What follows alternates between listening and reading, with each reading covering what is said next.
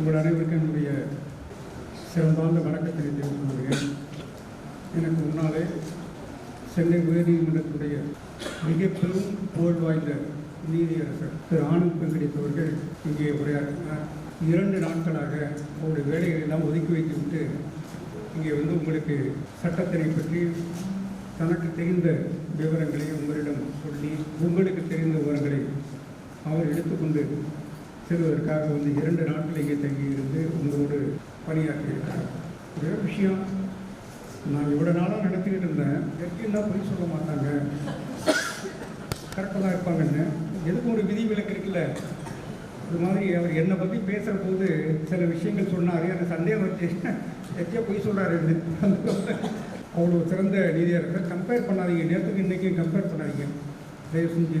இங்கே சிறந்த பாடகர் பாடி முடிச்சிட்டார் நேற்று, இன்றைக்கி 2வது நாள், அதனால் அதையும் கம்பேர் பண்ணாதீங்க. இன்றைக்குள்ள விஷயத்தை மாற்றி வச்சுக்கோங்க.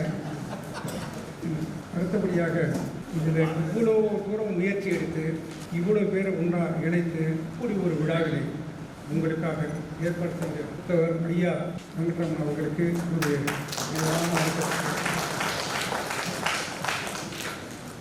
நம்ம சப்ஜெக்டுள்ளே போயிடலாம். திரு சாமிநாதன் அவர்கள் மன்னார்குடியிலிருந்து வந்திருக்கிறார். என்னுடைய வேண்டுகோளை கேட்டு அவர் நேற்று தீவிலிப்புத்தூரில் ஏதாவது வகுப்பு எடுக்கிறேன்னாரு.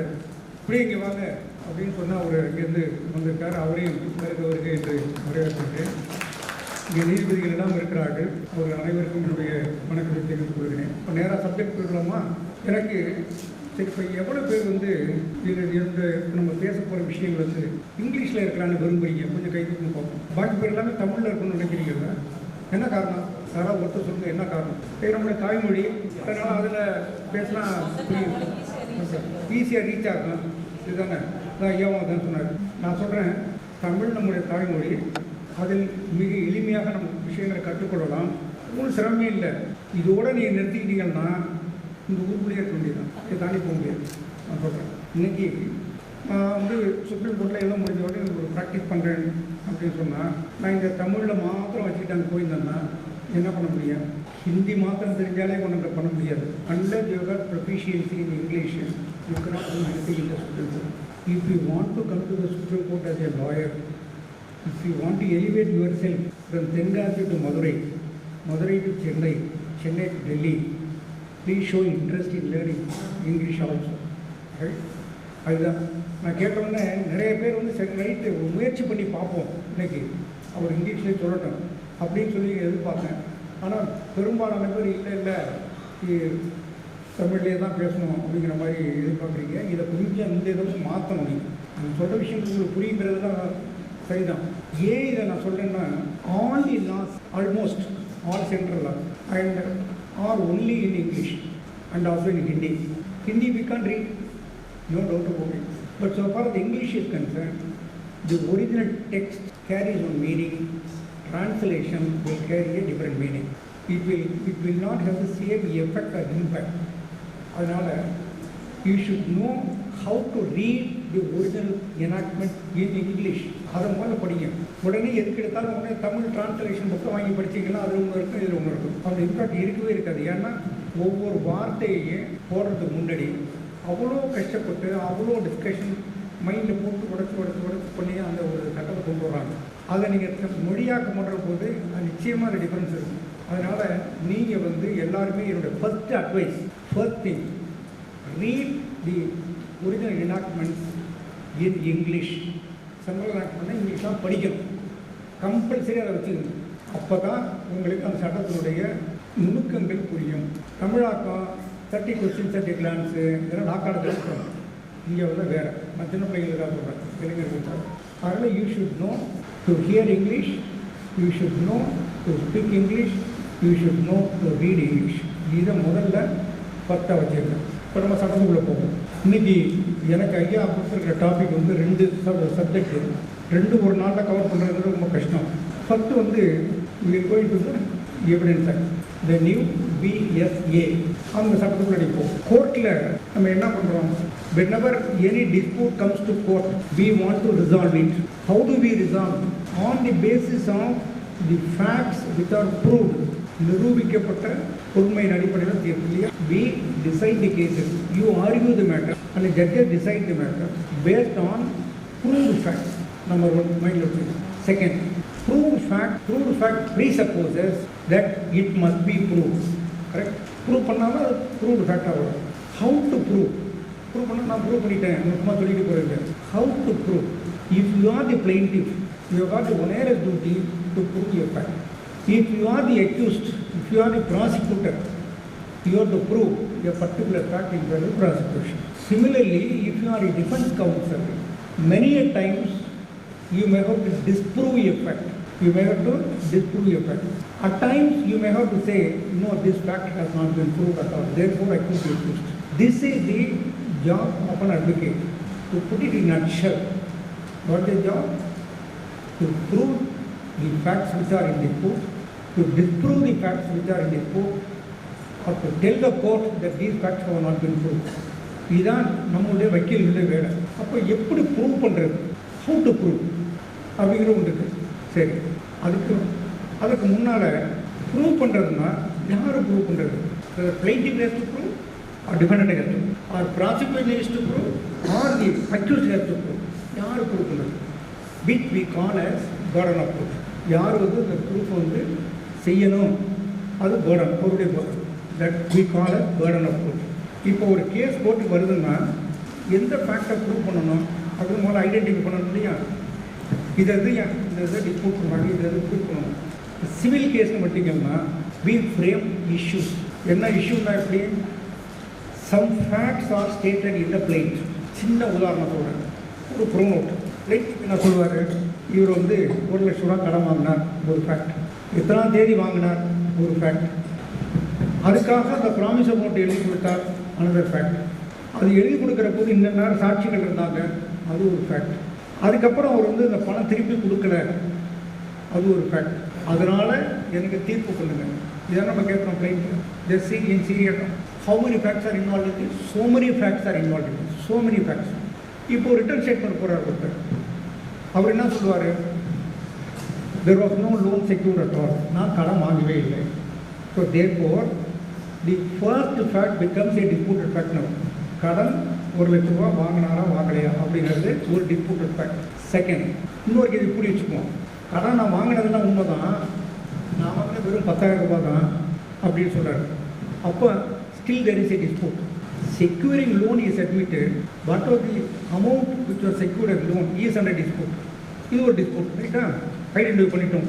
அப்புறம் சொல்கிறார், ப்ரோனோட் வந்து இவர் கூட துறைக்கு எழுதி வாங்கிக்கிட்டாரு, நான் வாங்கினது 10,000 தான், 1 லட்ச ரூபாய் ப்ரோனோட் எழுதி வாங்கிட்டாரு. So in respect of the execution of the pronote there is a dispute. No அந்த ஃபேக்டர் டிஸ்பியூட் ஆகிடுச்சு. அதுக்கு அடுத்தது போங்க, 10,000 ரூபா வாங்கினேன், வட்டியெல்லாம் சேர்த்து 5,000 திருப்பி கொடுத்தேங்க, அவர் இல்லவே இல்லை, திருப்பி கொடுக்கலங்கிறாரு. இப்போ அது ஒரு ஃபேக்ட். இப்படி ஒரு சிவில் சூட் இடத்துல ஒரு சின்ன ப்ராமிசரி நோட்டில் இப்போ நான் சொல்லியிருக்கிறேன். So many facts are disputed facts. ஃபேக்ட்னா நீங்கள் வந்து உண்மை அப்படிங்கிறது தமிழில் மொழியாக்கம் பண்ணிக்கலாம். என்ன ஃபேக்ட், நீங்கள் அது என்னையா ஃபேக்ட் அப்படின்னு கேட்பாங்க. நம்ம என்ன சொல்லலாம், உண்மை இதுதாங்க அப்படின்னா. ஃபேக்ட்னா உண்மை, மொழியாக்கம் பண்ணிக்கலாம், ட்ரான்ஸ்லேஷன் பண்ணிக்கலாம். வாட் இஸ் எ ஃபேக்ட் அப்படின்னா ட்ரூத் அப்படிங்கிற மொழியாக்கம். அது இல்லை, அதுக்காக மொழியாக்கம்னா ரொம்ப அதுக்குள்ளே போகாதீங்க, நான் சொல்கிறது இங்கிலீஷ்லேயே படிக்கிறது. ஃபேக்ட்னா பொருண்மை, உண்மை இல்லை. ஸோ ஒரு பொருண்மை, ஒரு பொருள், அதுதான் டிஸ்பியூட் ஆகுது. இப்போ ஒரு ப்ராமிஸ் நோட்டில் இவ்வளோ விஷயங்கள் டிஸ்பியூட் ஆகுது. அதே மாதிரி ஒரு கிரிமினல் கேஸ் எடுத்துக்கங்க, ஒரு மர்டர் கேஸ். இவர் வந்து a the accused stabbed the deceased and on account of the injury he died in the hospital. It is murder. இதுதான் வந்து ஃபேக்ட்ஸ். இது வந்து ப்ராசிக்யூஷனுடைய ஸ்டோரி. இவர் என்ன சொல்லுவார், I did not first fact disputed, right? Second fact, assuming that the fact that I stabbed is proved, still death was not caused by me because according to the medical evidence death was on account of some other cause அப்படின்னு சொல்லுவாங்க. ரெண்டாவது fact dispute ஆகிடுச்சு. மூணாவதுல போவார், அப்படியே இவர் தான் குத்துனாரு, அதனால தான் அவர் செத்தார்னு வச்சுருக்கா கூட. What is the offence? இவங்க சொல்லுவாங்க மர்டர். மர்டர் இல்லை, அதுக்கு உண்டான ஃபேக்ட்ஸ் மர்டர் இல்லைங்கிறதுக்கு உண்டான ஃபேக்ட்ஸ் நம்ம வந்து பிளேஸ் பண்ண என்ன இந்த சடன் ப்ரொவொகேஷன் இருந்தது, செல்ஃப் டிஃபென்ஸ் எக்ஸீட் ஆனார், இந்த மாதிரி ஃபேக்ட்ஸ் நம்ம சொல்கிறது. இந்த மாதிரி அது கிரிமினல் கேஸாக இருந்தாலும் சரி, சிவில் கேஸாக இருந்தாலும் சரி, there are in every case there are so many facts involved. இப்போ we have to first of all identify those facts. We have to classify them. After identification we have to classify the facts. இதை பள்ளிக்கூடத்தில் நான் காலேஜில் பிள்ளைங்களுக்கு சொல்லித்தர மாதிரி உங்களுக்கு தெரியும். இதெல்லாம் ஃபஸ்ட்டு பிரின்சிபல். அதனால தான் நான் சொல்கிறேன், இதை புரிஞ்சுக்கிட்டீங்கன்னாலே பாக்கியெல்லாம் காலேஜ் எல்லாத்துக்கும் அப்புறம் வந்துட ஒரு அரை மணி நேரத்தில் இதை முதல்ல புரிஞ்சுங்க. After identifying the disputed facts, first you have to make a broad classification of these facts. என்ன கிளாசிஃபிகேஷன் ஐயாவுடைய வகுப்பில் நிறைய முறை சொல்லியிருக்காரு. there is only one classification, that is facts in issue. அதை ஐடென்டிஃபை பண்ண first. there are some facts which you identified which are classified as relevant facts. So இந்த ஃபேக்ட்ஸை வந்து ரெண்டாக பிரிக்கணும். புரிய முதல்ல ஃபேக்ட்ஸ்னால் என்னங்கிறத பார்த்துக்கிட்டோம். முதல்ல ஐடென்டிஃபை பண்ணணும். ஃபேக்ட்ஸ்லாம் டிஸ்பியூட்டில் இருக்கிற ஐடென்டிஃபை பண்ணிட்டோம். அதுக்கு அடுத்தது நம்ம வந்து பண்ண வேண்டிய வேலை, we have to classify the facts into two groups. One, facts in issue. ரெண்டு, relevant facts. facts in issueனா என்ன முதல்ல அப்படின்னு நமக்கு தெரியணும். இந்த நியூ ஆக்ட்லேயும் சொல்லியிருக்கு, பழைய ஆக்ட்லேயும் சொல்லியிருக்கு. சும்மா உங்களுக்கு புரிஞ்சுக்கணுங்கிறதுக்காக சொல்ல ரொம்ப டீப்பாலாம் பார்த்து நேரம்னா உள்ள போக வேண்டாம். ரொம்ப எளிமையாக புரிஞ்சுக்கங்க. ஃபேக்ட்ஸ் இன் இஷ்யூன்னா இப்போ ஒரு அஃபன் சொல்கிறோம், ஒரு மர்டர்னு சொல்கிறோன்னு வச்சுக்கோங்க. அந்த மர்டர் அந்த டெஃபனிஷன் இருக்குல்ல, அதில் சொல்லப்பட்டிருக்கிறது பூரா வந்து ஃபேக்ட்ஸ் இன் இஷ்யூ. புரியுதா? இப்போ உதாரணத்துக்கு ஏ stopped B, fact in issue. ஏ வந்து செத்து போனாரா குத்துனாரா, இது it is a fact in issue. ரெண்டு, he died out of that injury, இதுவும் fact in issue. he had intention, another fact in issue. இதெல்லாம் fact in. எதனால fact in issue சொல்கிறேன்? what is the definition for culpable homicide? அறவுட் சொல்லுங்கள். culpable homicide என்ன? அறவுட் சொல்லுங்கள். youngsters, those who are not completed 10 years. மைக்கு கொடுங்க sir. somebody tell me what is culpable? சும்மா தமிழில் சொல்லுங்கள். 10 வருஷத்துக்கு இல்லை, 15 படித்து வந்திருக்கீங்க, ஒருத்தருக்கு தெரியாதா? முயற்சி திருவிடைனா திருவினையாக்கும் அப்படிங்கிற குரல் மாத்திரம் படிக்கிறோம். முயற்சி பண்ணுங்க, சொல்லுங்க பாப்போம். ஒரே ஒரு வித்தியாசம் சொல்லுங்க போதும். என்ன கல்போல் ஹோமிசைட்னா என்ன? Whoever causes the death of another person with the intention of causing death, or with the intention of causing such bodily injury, or with the intention of causing such bodily injury likely to cause death. அடுத்து knowledge. Correct. ரொம்ப பிரமாதமே, ரொம்ப நல்லா சொன்னீங்க. இவர் சொன்னது whoever causes the death அப்படிங்கிறார். அப்போ the accused cost the death அப்படிங்கிறது ஃபேக்ட் இன் இஷ்யூ. இவர் தான் குத்தி கொண்டாரா அப்படிங்கிறது ஃபேக்ட் இன் இஷ்யூ. இது எங்கே இருக்குது? அந்த இன்க்ரீடியன்ட் ஆஃப் தி அஃபென்ஸ்லேயே இருக்குது. whoever causes the death, இவரை குத்தி கொண்டார். So it is a fact in issue. 10 அதை ரெண்டாக ஸ்பிட் பண்ணுறோம். இவர் குத்தினாரா, அதனால செத்தாரா. இப்போ 2 ஃபேக்ட் இன் இஷ்யூ. மூணாவது சொன்னார் with intention of causing death. அப்போ அவர் அந்த இன்டென்ஷன் இருந்ததாங்கிறது தான் மெயின் செக்ஷன்லேயே இருக்குது. இதுவும் ஃபேக்ட் இன் இஷ்யூ. இந்த 3 மாத்திரம் போதைக்கு வச்சுக்கோங்க, 3 ஐடென்டிஃபை பண்ணிக்கணும். இப்போ இது 3 ஃபேக்ட் இன் இஷ்யூ. அப்போ கேஸ் வர்றபோது ப்ராசிக்யூஷன் என்னென்ன ப்ரூவ் பண்ணணும்? Accused stabbed the deceased, fact in issue, that is to be proved. Second, death was caused by that injury, that should be proved. Third, he had intention to cause the death. இது 3ஐயும் prove பண்ண முடியும் ப்ராசிக்யூட்டருடைய வேலை. இதை identify பண்ணணும். இப்போ நான் சொன்னேன் இன்னொரு குரூப்பை வந்து நீங்கள் ரெலவெண்ட் ஃபேக்ட்ஸ் அப்படின்னு நீங்கள் ஐடென்டிஃபை பண்ணணும்னு சொன்னேன். அதெல்லாம் என்ன பாருங்க. இந்த ஃபேக்ட்ஸ் அண்ட் இஷ்யூ இல்லையா, அதோட closely related, closely connected facts இருக்கும். அந்த ஃபேக்ட்ஸ் எல்லாம் ரெலவெண்ட் ஃபேக்ட்ஸ். இது என்ன ரெலவெண்ட் ஃபேக்ட் அப்படிங்கிறத நம்ம சொல்ல வேண்டியதில்லை. பழைய எவிடன்ஸ் ஆக்ட்லேயும் சரி, இப்போ இருக்க பிஎஸ்சிலையும் தெரியும் அந்த what are the facts which are relevant அப்படின்னு சொல்லியிருக்காங்க.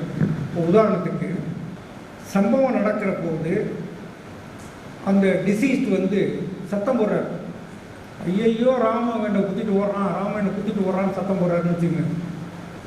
இது வந்து relevant fact because nobody has seen only hearsay somebody heard say ஒரு சத்தம் போட்டதை ஒரு ஹியர் பண்ணுறாரு இது ஒன்லி ஹியர்ஸே இல்லையா but still because it is a relevant fact let's get the evidence அந்த இடத்துல நடக்கிற விஷயங்கள் காதல் விடுது அதே மாதிரி மார்க்ஸ் ஒரு பஸ் ஆக்சிடென்ட் ஆகிடுச்சுன்னா டயர் மார்க் பார்ப்போம் கோட் போட்டுருக்கு டயர் தேஞ்சிக்கிட்டே பண்ணால் ஸ்பீடு பண்ணுறது பார்ப்போம் இதெல்லாம் வந்து தேர் all relevant facts. Relevant facts are defined in the Evidence Act and now as per the BSA. Relevant facts. In the relevant fact, why relevant facts are to be proved? To prove the facts in issue. ஏற்கனவே சொல்லிக்கோமா இல்லையா ஒரு 3 facts in issue சொன்னல அதை prove பண்ணுறதுக்காக இந்த relevant facts எல்லாம் நம்ம prove பண்ணுவோம். இப்படி இந்த ஃபேக்ட்ஸ் வந்து கிளாஸிஃபை பண்ணிக்கிட்டு அதை ப்ரூவ் பண்ணுறாங்களா ப்ரூவ் பண்ணலையா அப்படின்னு பார்க்கலாம். வாட் இஸ் ப்ரூவ் அடுத்தது ப்ரூவ்னா என்ன அதுவும் டிஃபைன் பண்ணுறாங்க. எப்படி அந்த செக்ஷனை படித்தீங்கனாலே எவ்வளோ கஷ்டப்பட்டது எழுதிப்பாங்க. உங்களுக்கு பெனிஃபிட்டுக்காக ஒரு படிக்கிறேன். இப்போ நான் ரீடிங் ஒன்லி இதை ஓல்டு எவிடன்ஸ் ஆக்டு புதுசுன்னு பார்க்குறீங்க. ப்ரூவ்னா என்னங்கிறது ப்ரூவ்டுங்கிற டெஃபனிஷன் மாத்திரம் புரிஞ்சாலும் இங்கிலீஷில் கொஞ்சம் கவனிங்க. A fact is said to be proved when after considering the matter before it. இதெல்லாம் நீங்கள் அண்டர்லைன் பண்ணிக்க வேண்டியது matter before it, not the evidence before it alone. Evidence itself is the matter before the court. அதனால் court வந்து இந்த evidence உண்டின்னா base பண்ணி judgement சொல்லணுமானா இல்லை, எவிடன்ஸை தாண்டியும் போகலாம். நீங்களும் எவிடன்ஸை தாண்டியும் ஆர்குமெண்ட் பேசலாம். என்னென்ன இப்போ எவிடன்ஸ்னால் என்ன ரெண்டு தானே, ஒன்று ஓரல் எவிடன்ஸ், ஒன்று டாக்குமெண்ட் எவிடன்ஸ். ரெண்டு எவிடன்ஸ் தான் இருக்குது. இது ரெண்டையும் அல்லாமல் சில விஷயங்களையும் போட்டு பார்க்கலாம். இப்போ சின்ன உதாரணம் சொல்ல கேள்வி, ஒரு அருவாரு material object, is it evidence? Material object is neither oral evidence not document evidence.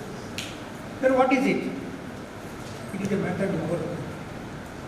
The court can look into the weapon. அதனால தான் நம்ம வந்து எமௌண்ட்டை மார்க் பண்ணுறோம். எவிடன்ஸில் இருக்கா, எவிடன்ஸில் இருக்கானா material object is not evidence at all. Please understand this. This is neither oral evidence nor document evidence, but it is a matter. The court is empowered to consider not only the evidence, namely oral or documentary, but the court can also consider a matter before it. In the material object or matter. அதே மாதிரி இந்த 313 statement இருக்கு இல்லையா, old கோடில் இப்போ corresponding new code 313 statement accused சொல்கிற statement இருக்குல்ல, நான் இது பண்ணேன் அது பண்ணேன், ஒரு explanation. It is no evidence at all. It is not record of court. It's not evidence.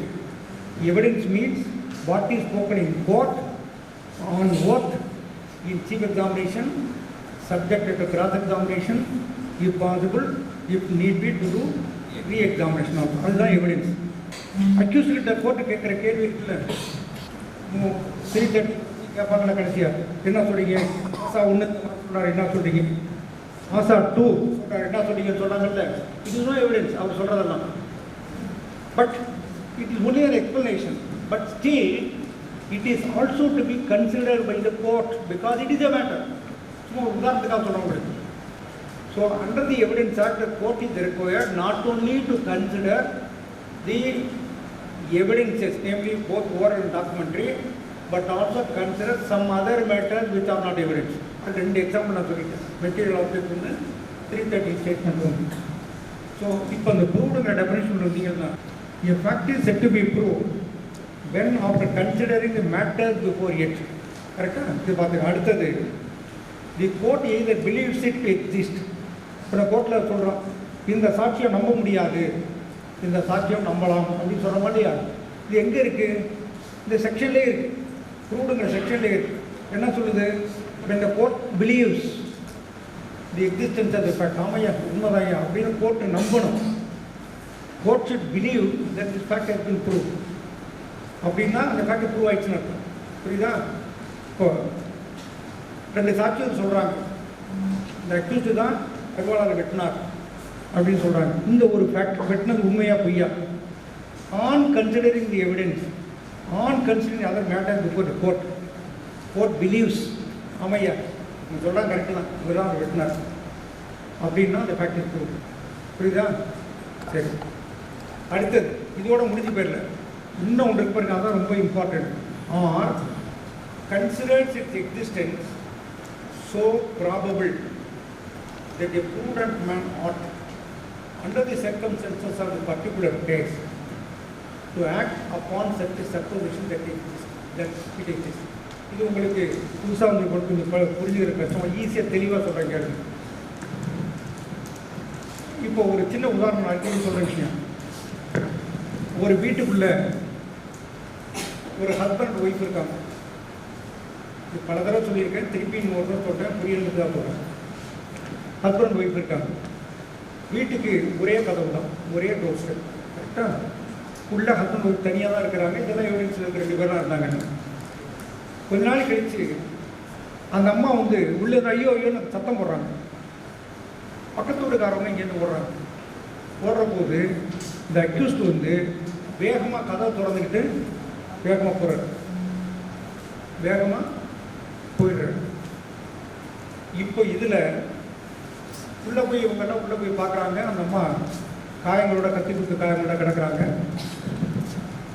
உடனே இப்போ கொலை கேஸ் வந்துச்சு, யார் பேரில்? ஹஸ்பண்ட் பேரில். இப்போ சொல்லுங்கள், இந்த ஒய்ஃபை கத்தியால் குத்தி கொண்டது யார்? இந்த ஒய்ஃபை யார் கத்தியால் குத்தி கொண்டது? ஆமாம், சரி, ஹஸ்பண்டு குத்தி இருக்கலாம், கரெக்ட், ஹஸ்பண்ட் தான் குத்தி இருக்கலாம், ஒன்று ரைட்டு. அப்புறம் வேற வேற யாரும் குத்தி இந்த வாய்ப்பே இல்லையா?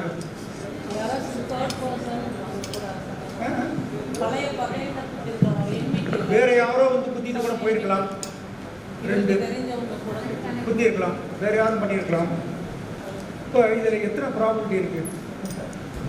இவரும் குத்தி இருக்கலாம், அவரும் குத்தி இருக்கலாம். இது யார் சொல்றது? இதை சொல்றதுக்கு ஒரு பெரிய சட்ட அறிஞர் தேவையில்லை. சாதாரணமாக காமன் சென்ஸ் சொல்லுவோம். ஊருக்காரனை போட்டு என்னையா யார் செஞ்சது அப்படின்னு கேட்டீங்க, என்ன தப்பாக தான் குத்தி கூடியிருக்கான், அதில் தெரியுது. எப்படி இது? இப்போ காமன் சென்ஸ் சொல்கிறேன். இன்னொருத்தரை கூப்பிட்டு கேட்குறீங்க, ஊருக்காரர் என்னையா அது? அப்போ தான் வந்து பார்த்துட்டு ஓடிப்பான் போல இருக்கு, நான் வந்த போய் குத்தி கிடந்துருக்கு, எவனோ குத்திட்டு போயிட்டான் அப்படின்னு சொல்கிறேன். இது யார் சொல்கிறது? இதுவும் அப்போ காமன் சென்ஸ். அந்த ஊரில் உள்ள ஆள் தான் ஒருத்தர் சொல்கிறார். இன்னொரு ஆள், இப்போ 2 பேருமே யார்? ஒரு காமன் மேன். பொதுவாக எ மேன் வித் ப்ரூடன்ஸ், எதையுமே ஒரு அனலைஸ் பண்ணி சொல்லக்கூடிய ஒரு ப்ரூடன்ஸ் உள்ளாக தான் ப்ரூடன்ட் மேன் அப்படிங்கிறோம். இப்போ 2 பேருமே சொல்கிறது எதை வச்சு? ஒரு assumption, that is known as supposition. அதுதான் அந்த செக்ஷன் சொல்லிட்டு, supposition.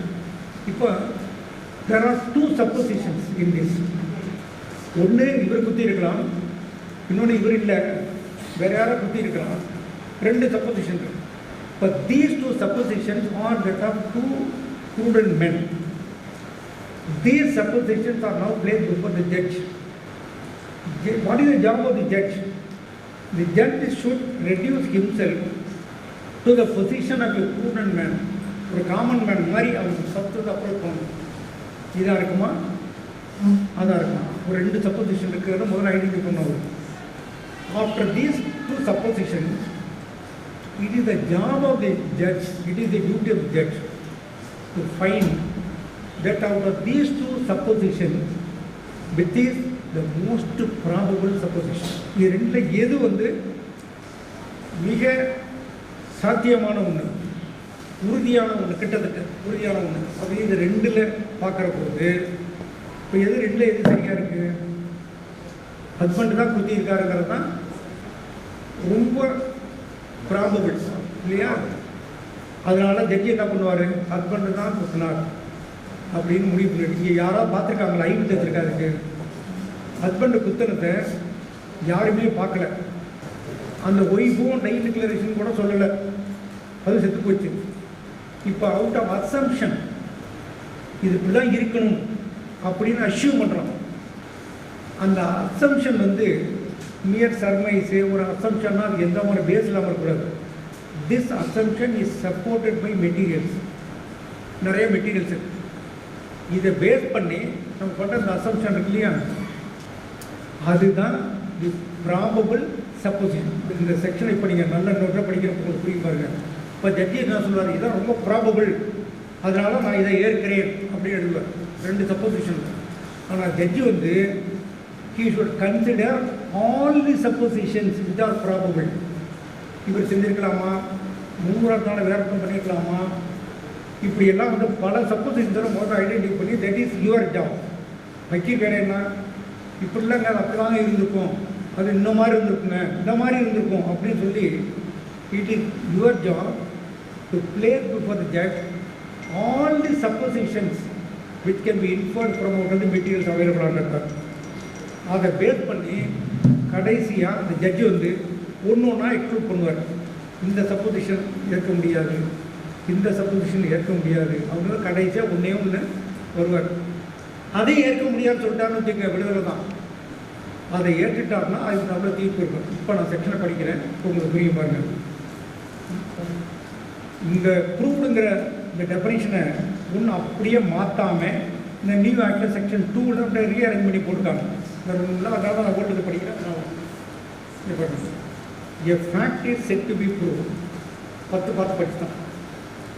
When the court considers its existence so probable, இந்த வாக்கியம் பார்த்தீங்கன்னா so probable that a prudent man, அதுவும் இருக்கு பாருங்க நான் சொன்னது, ought to under the circumstances of a particular case to act upon the supposition that it exists. இந்த 3 வாக்கியம் மாத்திரம் இல்லை. சப்போசிஷனை வந்து யாருடைய சப்போசிஷன், ப்ரூடன்ட் மேனுடைய supposition, all the suppositions are to be analysed by the court. The court has to accept the most probable supposition. இதுதான் ப்ரூவ்டுங்கிறது. டு பி ஃப்ராங்க், 10 வருஷத்துக்கு கீழே உள்ள எத்தனை பேருக்கு கை தூக்க போகும்? ஒருத்தருமே புரியல. ஒருத்தர் கை தூக்கல. ரொம்ப நம்ம பாராட்டுற, ரொம்ப ஆனஸ்ட்டாக எனக்கு புரியல கொடுத்துட்டீங்க பாருங்க. எதுக்கு சொல்கிறேன்னா, இது இல்லாமையே நம்ம கேஸ் நடத்திருக்கோம். இது புரியாமையே ப்ரூவ்டுன்னா என்னன்னே தெரியாமல் இப்போ எல்லாம் நீங்கள் 10 வருஷமாக கேஸ் நடத்திட்டீங்கன்னா இது என்னன்னு தெரியாமல் நடத்திட்டு இருக்கோம். அதெல்லாம் உண்மை. அப்போ கிராஸ் எக்ஸாமினேஷன்னா ஏதோ கேட்குறதுக்கு சாப்பிட்டு வந்தீங்களா, காலை சாப்பிட்டீங்களா, மத்தியானம் சாப்பிட்டீங்களா, என்ன சாப்பாடு இருக்கு, இப்படியா கிராஸ்? இதுதான் ஃபண்டமெண்டல். நான் இதான் முதல்ல சொன்னேன். Cases are decided on proved facts. Proved facts means a fact is to be prove. எப்போ ப்ரூவ் ஆகுங்கிறது இந்த ஒரே ஒரு செக்ஷன் ஒரு 4 வரியில் சொல்லியிருக்கு. இந்த இதை போய் நீங்கள் தயவு செஞ்சு நீங்கள் எல்லோரும் போய் இன்றைக்கி நான் சொன்னால் கொஞ்சம் குழப்பமாக இருக்குது, ரொம்ப கஷ்டம்தான் புரிஞ்சுக்கிறது, குறை சொல்லலை. ஆனால் இதை நீங்கள் தெரிஞ்சுக்கிட்டே ஆகணும், கட்டாயம் தெரிஞ்சுக்கிட்டு ஆகணும். ஐயா ஞாபகத்தை சொல்கிறார், ஃபேக்ட்னா ட்ரூத் இல்லை, ஃபேக்ட்னா பொறுமை. ப்ரூவ்டு ஃபேக்ட்ஸ், நிரூபிக்கப்பட்ட பொறுமைகளின் அடிப்படையில் தீர்ப்பு. இதுதான் நம்ம சட்டம். அது சமயங்களில் உண்மையாக இல்லாமல் போனால் உண்மையாகவும் இருக்கலாம், அது நமக்கு பிரச்சனை கிடையாது. Proved facts. இந்த செக்ஷனை நீங்கள் தயவு செஞ்சு எல்லோரும் படிங்க, திருப்பி திருப்பி திருப்பி படிங்க. தமிழில் படித்தாலும் சரி, இங்கிலீஷில் படித்தாலும். இதை படிச்சுட்டிங்கன்னா, இதை நீங்கள் புரிஞ்சுக்கிட்டீங்கன்னா, கோர்ட்டுக்கு போய் நீங்கள் கேஸ் நடத்துகிறப்போ கிராஸ் பண்ணுறப்போ வந்து எப்போயும் அந்த ரொம்ப தைரியமாக பண்ணலாம். இல்லைன்னு வச்சுங்க. ஒரு சின்ன உதாரணம் சொல்லுங்க. வடிவேல் சொல்லுவார், அவன் போய் பாரு, அவன் கடையை மூடிட்டு அந்த பக்கம் ஓடினான்னா அவன் நமக்கு அடிமை, கடையை மூடிட்டு இந்த பக்கம் வந்தாலும் நம்ம அவனுக்கு அடிமை சொல்லுவார் இல்லையா? அந்த உதாரணத்தை மைண்டில் வச்சுக்கோங்க. இதை நீங்கள் தெரிஞ்சுக்கிட்டீங்கன்னா உங்களுக்கு ஜட்ஜி அடிமை, இல்லைன்னா அவருக்கு நீங்கள் அடிமை. எப்படி சொல்கிறேன்னா, இப்போ அவர் வந்து ஜட்ஜி ஒரு கேட்குறாரு, sir how the side is prove அப்படின்னு கேட்குறாரு. அப்போ இந்த பக்கம் வந்துட்டார் வக்கீல்னா கரெக்டு, வக்கீல் அந்த பக்கம் ஓடி போயிட்டாரு தெரியலன்ட்டு முடிஞ்சு போச்சுக்காரு. அதனால் நீங்கள் வந்து ஒரு ஜட்ஜி வந்து என்ன கேள்வி கேட்பாங்க, எப்போ கேட்பாங்கன்னு தெரியாது. அதுக்கு நம்ம தயாராக இருக்கணும். எப்போவுமே என்ன, இந்த சட்டத்துக்குள்ளே அதுக்கு எங்கே இடம் இருக்குங்கிறது தெரிஞ்சதுன்னா தான் நீங்கள் டக்குன்னு பாருங்கள், நீங்கள் இந்த இதில் இருக்கு பாருங்கள், செக்ஷன் 2 பாருங்கள், 3 பாருங்கள், 5 பாருங்கள் நீங்கள் சொல்ல முடியும். இது தெரியாமையே போய் நம்ம கேஸ் நடத்தோம்னா நம்ம அப்புறம் அவங்க ஜட்ஜி சொல்லுவார், அதெல்லாம் ஒன்றும் இல்லை சார்னா, ஆமாங்க நீங்கள் சொன்னால் ஐயா சொன்னால் சரியாக இருக்குன்னு சொல்லணும், வேறு வழி கிடையாது. அதனால் தயவு செஞ்சு இது புரியல, உண்மையாக புரியல. நான் வந்து இப்போ ஐயா சொன்னாலும் புரியுத பார்ப்போமா? தயவுசெய்து படிங்க. தெரியல உங்கள் சீனியர் சப்போர்ட் அழைத்து எடுத்துடணும், சொல்லிக் கொடுங்க இந்த செக்ஷன். இதை தயவுசெய்து படிங்க. நிறைய கிளாஸு நம்ம சாந்தாவன் சார் நிறைய அந்த பாடம் நடத்தியிருக்காரு, யூடியூப்பில் இருக்குது.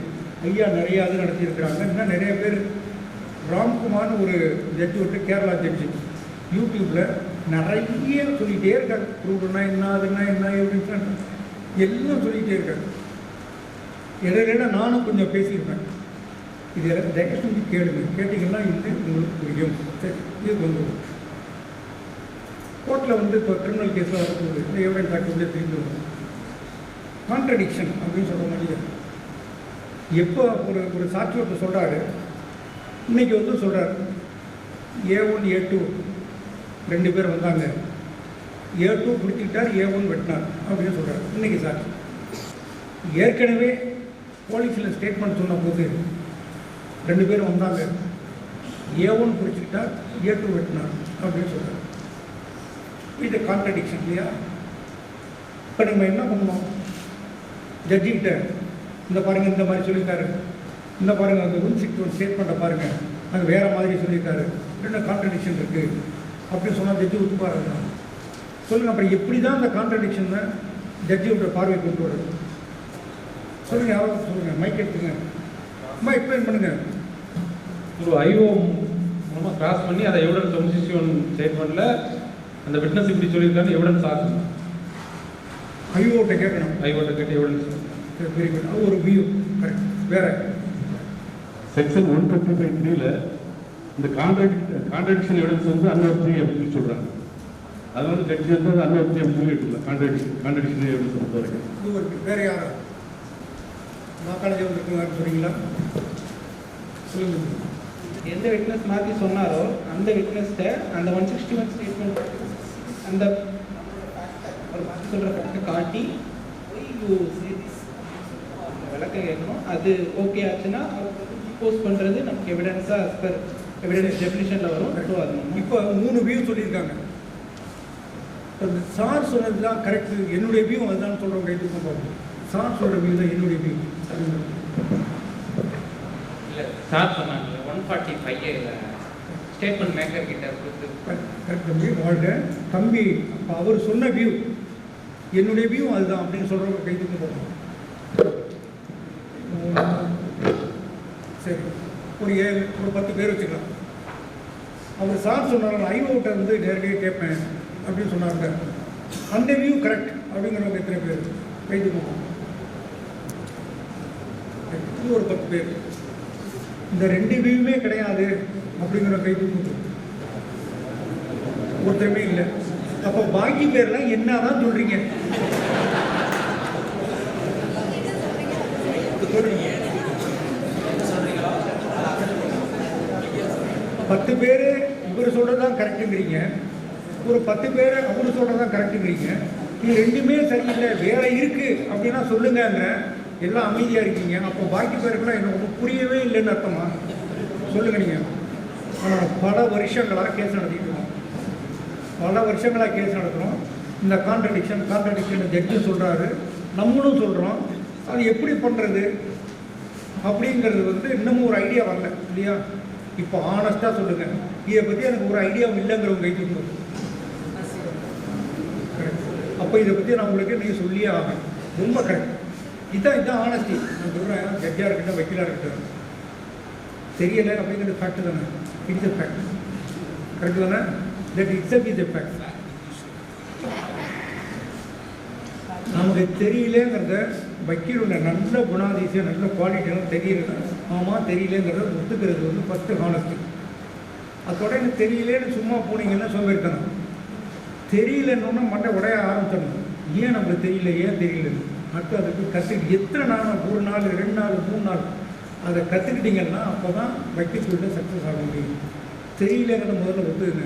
இவ்வளோ பேர் எங்களுக்கு ஒன்றும் ஐடியாவே இல்லை, கான்ட்ரடிக்ஷன்னா என்ன ஒரு ஐடியாவே இல்லை அப்படின்னு நீங்கள் ஒத்துக்கிட்டு இருக்கு பாருங்க. ரொம்ப ரொம்ப எனக்கு மகிழ்ச்சி இருக்குது. ஏன்னு கேட்டால் நீங்கள் ஒத்துக்கிட்டீங்க பாருங்கள். இப்போ நான் சொல்லுவேன், அதனால் இல்லைன்னு வைங்க, ஏதோ உங்களுக்கு தெரிய நினச்சி நான் கூட அடிச்சுட்டு போயிட்டு இருப்பேன். இவ்வளோ பேப்பர், இவ்வளோ ப்ரொவிஷன்ஸ் இருக்குது. கடன்னு ஒன்று மாற்றி ஒன்று கடன்னு சொல்லிக்கிட்டே போயிட்டுமா நீங்களும் வந்து புரிஞ்ச மாதிரி நீங்கள் உட்காந்துக்கிட்டு நான் எப்போயாவது நீங்கள் கைத்தட்டுறது மாதிரி தூண்டி ஒரு பேச்சு பேசுவோம் அப்புறம் கூட அதில் கைத்தட்டி உதாரணத்துக்கு வடிவேல சொன்னோட கைத்தட்டிங்கல்ல, நான் ப்ரூவ்டு சொன்னப்போ ஒரு திரும்ப கைத்தட்டல.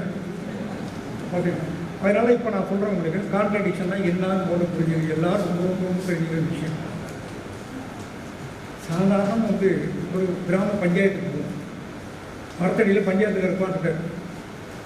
இஷ்யூ என்னன்னா இவர் வந்து பணம் கொடுத்தாரு அப்படின்னு சொல்கிறார். பணம் கொடுத்தாங்க, திருப்பி கொடுக்கலங்க, வாங்கி கொடுங்கன்னு பஞ்சாயத்து வைக்கிறார் ஒருத்தர். இன்னொருத்தர் சொல்கிறார் எதிர்பார்த்து இல்லைங்க கொடுக்கவே இல்லைங்க, அவர் சும்மா சொல்கிறாருங்க. இப்போ ஒரு இஷ்யூ வந்துச்சு பஞ்சாயத்துக்காரர் மட்டும். உடனே கூட்டத்தில் ஒருத்தர் ஏன் சொல்கிறேன், ஒரு எவ்வளோ தரணும்னு பஞ்சாயத்துக்காரர் கேட்குறாங்க. எவ்வளோ கொடுத்த நீ? நான் ஒரு 10,000 ரூபா கொடுத்தேங்க அப்படிங்கிறார். கூட்டத்தில் ஒருத்தர் ஏன் சொல்கிறார், ஏங்க நேற்று நான் பேசிக்கிட்டு இருந்தேன், இப்போ 2,000 ரூபா கொடுத்தான்னா நீ 10,000 ரூபாங்கிறான் அப்படின்னு ஒருத்தர் சொல்கிறார். இன்னும் பஞ்சாயத்துக்காரர் என்ன சொல்கிறார், புண்ணியா மாதிரி ஆமாங்க சொன்னேன், ஏன்னா நேற்று ஒன்று சொல்லு இன்னைக்கு ஒன்று சொல்லி அவங்க என்ன நம்பி நான் பஞ்சாயத்து கூட்டம் இப்போ பஞ்சாயத்து கிடையாது ஒன்றும் கிடையாது அப்படின்னு சொல்லி ரிஜெக்ட் பண்ணிக்கிறார் கேஸை. இதாங்க கான்ட்ரடிக்ஷன். கான்ட்ரடிக்ஷன்னா கன்சிஸ்டண்ட்டாக இருக்குதா, மாற்றி மாற்றி பேசுகிறார். ஏன்னா நேற்று ஒன்று சொன்னேன் இன்னைக்கு ஒன்று சொல்கிறேன், இதுதான் கான்ட்ரடிக்ஷன். இது எப்படி எப்படி இதை ப்ரூவ் பண்ணுவானா, இதுதானே கேள்வி கேட்டேன். முதல்ல ஸ்டேட்மெண்ட்டில் நான் சொன்ன உதாரணத்தில் A1 வெட்டினார், A2 பிடிச்சிக்கிட்டார், தான் ஸ்டேட்மெண்ட். வெட்டினது யார்? A1, பிடிச்சிக்கிட்டது யார்? A2. ஸ்டேட்மெண்ட்டில் என்ன சொல்கிறாரு, மாற்றி சொல்கிறார். இது எவிடன்ஸ் அப்படியே மாற்றி சொல்கிறார், சொல்லி இருக்கார். A1 பிடிச்சிக்கிட்டார், A2 மாற்றினார். இந்த மாதிரி அவர் மாற்றி சொன்னது யார்? அவர் தான் சொல்கிறார். ஏன் மாற்றி சொன்னார்? காரணம் அவருக்கு தானே தெரியும். நான் வந்து நேற்று ஒரு விஷயம் சொன்னேன், இன்னைக்கு ஒன்று சொல்கிறேன். நான் ஏன் நேற்று அப்படி சொன்னேன், இன்னைக்கு ஏன் மாற்றி சொல்கிறேன் எனக்கு தானே தெரியும். அப்போ யோட்ட ஆஸ்மி ஏன் அப்படி சொல்கிறேன், நேற்று அப்படி சொன்னேன் இன்னைக்கு இப்படி சொல்கிறேன், என்ன விஷயம் அப்படி கேட்பீங்கல்ல, அதுதான் that we call as principle natural justice. ஒருத்தர்கிட்ட விளக்கம் கேட்கணும், இது part of principles of natural justice. அவர் வாங்கி கொடுக்குறது. அப்போ இவர் தம்பி சொன்னது அப்படி 145 of the evidence act with any new provision. 4ஆம் இதெல்லாம் புரிஞ்சுக்கிறது தெரிஞ்சுக்கிறதுக்கு 148 இப்போ நியூ ப்ரொவிஷன், ஓல்டு செக்ஷன் 145. அதுபடி பார்த்தீங்கன்னா நீங்கள் ஃபஸ்ட்டு வந்து என்ன ஃபார்மர் கான்ட்ரடிக்டரி ஸ்டேட்மெண்ட் இருக்குல்ல, அதை அவருடைய நோட்டீஸ்க்கு நீங்கள் கொண்டு வரணும். எப்பா இந்த மாதிரி நீ வந்து ஒன்று ஸ்டேட் பண்ணி சொல்லியிருக்கையா அப்படின்னு அப்படி கேட்கணும். ஆமாம் சொல்லியிருக்கேன் அப்படின்னாருன்னா, இப்போ now there are 2 statements. 1 in the chief examination, 1 in the cross examination with we have prove. எப்படி சீஃப் எக்ஸாமினேஷனில் ஒரு விஷயம் சொல்கிறாரு, கிராஸ் எக்ஸாமினேஷன் நம்ம ப்ரூவ் பண்ணிட்டோம், இந்த மாதிரி ஏற்கனவே சொன்னார். இந்த மாதிரி 2 ஸ்டேட்மெண்ட் ஒருத்தருடைய எவிடன்ஸ்லேயே வருது, சீஃபில் ஒன்று கிராஸில் ஒன்று. இந்த மாதிரி வந்ததுன்னா அவருடைய எவிடென்ஷியரி இதோட பர்பஸ் என்ன? இப்போ பஞ்சாயத்து ஞாபகம் வச்சுக்கோங்க, பஞ்சாயத்தில் என்ன பண்ணுவார், கொடானி இன்னும் பண்ண மாற்றி மாற்றி சொல்கிறாரு, வெட்டு விட்டுருவார்ல. அதே தான் ஓல்டு செக்ஷன் 155 156. அதனால் நான் ஓல்டு இதே உங்களுக்கு ரெஃபர் பண்ணுறேன். 145ல் விட்னஸ்கிட்ட நீங்கள் கேட்கணும், எப்பா நீ இத்தனாவது இந்த மாதிரி சொல்லியிருக்காரு கேட்டோன்னே அவர் ஒத்துக்கிட்டாருன்னு வைங்க. 145ல் இப்போ 2 எவிடன்ஸ் இருக்குது, நான் சொன்ன மாதிரி சீப்பில் ஒன்று இருக்குது, நான் மாற்றி மாற்றி இருக்கு. அதனால் என்ன எஃபெக்ட் அப்படின்னு கேட்டிங்கன்னா, is evidence is impeached, is credibility is impeached. 155 old act என்ன சொல்லுது, impeaching the credit of a witness. ஒரு சாட்சியோட நம்பகத்தன்மையை அழிச்சிருக்கு, போக்கிடுறது. எப்படி நம்பகத்தன்மை போகுது, அதில் ஒரு உதாரணம் சொல்கிறாங்க பாருங்க. கிரெடிட் ஆஃப் எ விட்னஸ், ஒரு சாட்சியோட நம்பகத்தன்மை may be impeached in the following ways by the adverse party or with the consent of the court by the party who calls him. நிறையா வருது, அது ஒரு விதமாக தான் சொல்கிறேன். By proof of former statement inconsistent way any part of his evidence, இப்போ உள்ள எவிடன்ஸுக்கு இன்கன்சிஸ்டண்ட்டாக கான்ட்ரடிக்டரியாக ஏற்கனவே அவர் சொல்லி இருக்கிறாரு அப்படின்னு சொன்னாங்கன்னா அதை நீங்கள் முறையாக கான்ட்ரடிக்ட் பண்ணியிருந்தீங்க, லைபிள் டு பி கான்ட்ரடிக்டட். அந்த விட்னஸோடைய கிரெடிபிலிட்டி, நம்பகத்தன்மை போகுது. அதனால் அந்த விட்னஸை ரிஜெக்ட் பண்ணிடுவாங்க. புரியுதா? அதனால் இந்த கான்ட்ரடிக்ஷன் அப்படின்னா முதல்ல நல்லா நீங்கள் புரிஞ்சுக்க வேண்டியது, one statement made earlier, present statement made in court during evidence, both are conflicting, both are contradictory. ஆனால் இது ரெண்டையும் நீங்கள் ஜட்ஜிகிட்ட சொல்லி consequent ஸ்டேட்மெண்ட்டை நீ கம்பேர் பண்ணி பாருங்கன்னு சொல்லவே முடியாது. Because as per 145 as well as section 155 of the Old Code and corresponding new provisions, it is your duty to prove the former contradictory statement. Prove பண்ணியே ஆகணும். எப்படி? அதே சாட்சிகிட்ட அவங்க தம்பி சொன்னது மாதிரி, எப்பா நீ இந்த மாதிரி சொன்னியான்னு கேட்கணும், படித்து காட்டி. அவர் சொன்னேன் அப்படின்னு சொல்லிட்டாங்கன்னா ப்ரூவ் ஆகிடுச்சு. இல்லைங்க நான் சொல்லுங்க போலீஸாக இருக்காங்க அப்படின்னு சொன்னாருங்க, ப்ரூவ் ஆகலை. அந்த மாதிரி ப்ரூவ் ஆகலைன்னா ஃபர்தராக போய் ஐகோர்ட்டை போய் நம்ம கேட்கணும். அப்போ இந்த மாதிரி சொல்லியிருக்காங்க, ஆமாம் சொன்னார், அதுதான் அவர் சொன்னார். அது செகண்ட் பார்ட். இப்போ 2 பேர் சொன்னது கரெக்டு. இது ஒரு பத்பாட்டுங்கிறது வந்து கான்ட்ரடிக்ட். ஃபஸ்ட்டு அந்த சாட்சிகிட்ட கேட்குறப்ப ஒத்துக்கிட்டாருன்னா அதோட வேலை முடிஞ்சிச்சு. ஒத்துக்கலை அப்படின்னு சொன்னால் அவர் சொன்னது மாதிரி ஐகோர்ட்டை போய் இந்த மாதிரி சொன்னாருங்களா அப்படின்னு கேட்கணும். இதையெல்லாம் பண்ணாமல் நேரடியாக கோர்ட்டில் வந்து நீங்கள் கான்ட்ரடிக்ஷன் இருக்குது, இதை கம்பேர் பண்ணி பாருங்கள் அப்படின்னா சொல்ல முடியுமானா முடியவே முடியாது. புரியுதா? இப்போ யாராவது சொல்லுங்கள் என்ன கான்ட்ரடிக்ஷன்? முதல்ல புரியலை, எனக்கு எதுவுமே தெரியலன்னு சொன்னவங்க சொல்லுங்கள். யாராவது சொல்லுங்க கான்ட்ரடிக்ஷனாக என்ன அர்த்தம்? எல்லாம் சீனியர்ஸுக்கெல்லாம் இல்லை, ஜூனியர்ஸ். இவ்வளோ சீனியர்ஸ் பாருங்க, ஏன் வெளியே பாருங்க, சின்ன பிள்ளைக்கு போட்டு இப்போ எல்லாருக்கும் புரிய தம்பி, நீங்கள் எனக்கு புரியுது சொல்ல, எல்லாருக்கும் புரிய சொல்லுங்க. சாசன ஃபேக்டில் வந்து ஏ வந்து குத்தினாரு, இப்போ பி குடிச்சிட்டாருன்னு சொன்னாங்க. அந்த இன்னொருத்தர் சொல்லும் பொழுது இவர் தான் குடிச்சிட்டாரு, அவரு குத்தினாரு சொல்லி மாற்றி சொல்கிறாங்க. இப்போ இதில் எப்படி நீங்கள் கான்ட்ரிபியூஷன் வந்து ப்ரூவ் பண்ணுவீங்கன்னு சொல்லி சார் கேட்டார். அதில் சார் சொல்லும்போது என்ன சொன்னாங்க அப்படின்னா, இந்த மாதிரி நீங்கள் போலீஸ் விசாரணையில் இந்த மாதிரி மாற்றி சொல்லியிருக்கீங்களான்றதை படிச்சு காமிக்கணும். அவர் ஆமான்னு சொன்னதை நம்ம வாங்கிக்கணும். வாங்கிட்டு அதை நேராக போய் ஐகோர்ட்டை நீங்கள் விசாரணை பண்ணும்பொழுது இப்படி தான் அவங்க சொன்னாருன்னு சொல்லிட்டு அதை ஆமா வாங்கிக்கணும். அப்போ இதையும் நம்ம கான்டெக்ட் பண்ணிக்கணும். அந்த சாட்டில் நான் ஆமாம் அப்படி சொல்லியிருக்கேன் அப்படின்னு சொல்லிட்டாருன்னு வைக்கணும். அதுக்கப்புறம் பண்ண வேண்டியது. அவர் வந்து நான் சொல்லலை அப்படின்ட்டாருன்னா இன்னும் நம்மளால் ப்ரூவ் பண்ண முடியல. ஃபார்மல் கான்ட்ரடிக்ஷன் இன்னும் ப்ரூவ் ஆகலையே. சொல்லலை, நான் தான் சொல்லலைன்ட்டாரு. அப்போ நம்ம ஐகோர்ட்டை போகிறோம். ஐகோர்ட்டை போய் இந்த மாதிரி சொன்னீங்களா, அவர் சொன்னார் அவங்ககிட்ட அப்படின்னு சொல்லி கேட்டு அந்த போர்ஷன் அப்படியே ரெக்கார்ட் பண்ணணும். அப்போ அதனுடைய விளைவு என்ன? அந்த விளைவு என்ன தம்பி? இப்போ ப்ரூவ் பண்ணியாச்சு. அந்த விட்னஸோட நம்பகத்தன்மை போயிடும், மட்டும் போயிடும். புரியுதா? கான்ட்ரடிக்ஷன் வேற யாரும் விளக்க சொல்லிங்களா? போயிருக்கு இனி சொல்லுங்க சொல்லுங்க பாப்போம். எனக்காக சொல்லல, எல்லாருக்கும்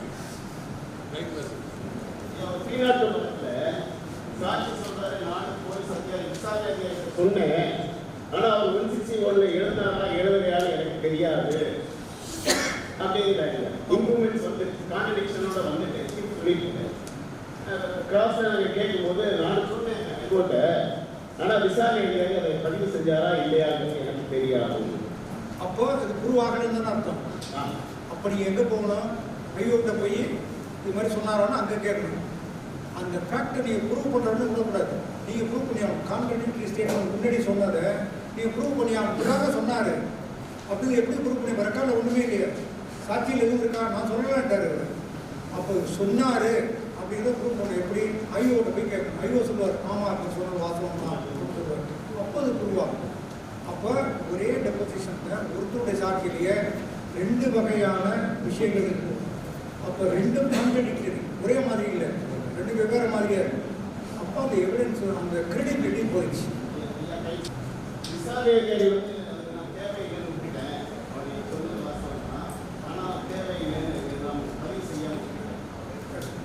இது ரொம்ப முக்கியமான விஷயம். ஏன் இந்த சாட்சிகிட்ட நம்ம கேட்குறோம் அப்படின்னு சொன்னால் தம்பி சொன்னார், எக்ஸ்ப்ளனேஷன் கேட்குறோம் அப்படின்னு சொன்னார். இதுதான் பிரின்சிபல்ஸ் ஆஃப் நேச்சுரல் ஜஸ்டிஸ். அதாவது ஒருத்தரை வந்து கண்டம் பண்ணுறதுக்கு மட்டும் உடனே நீ நம்ப முடியாதியா அப்படின்னு சொன்னால் ஒரு வாய்ப்பு கொடுக்கணும். என்ன நம்ப முடியாது கூட இருக்க என்ன சொல்கிறாருன்னா ஒரு வாய்ப்பு கொடுத்தா இல்லைங்க அப்படி இல்லைங்க நீங்கள் நம்பலாங்கன்னு சொல்லுவார். இந்த எக்ஸ்ப்ளனேஷன் அவர் ஆஃபர் பண்ணலாம்.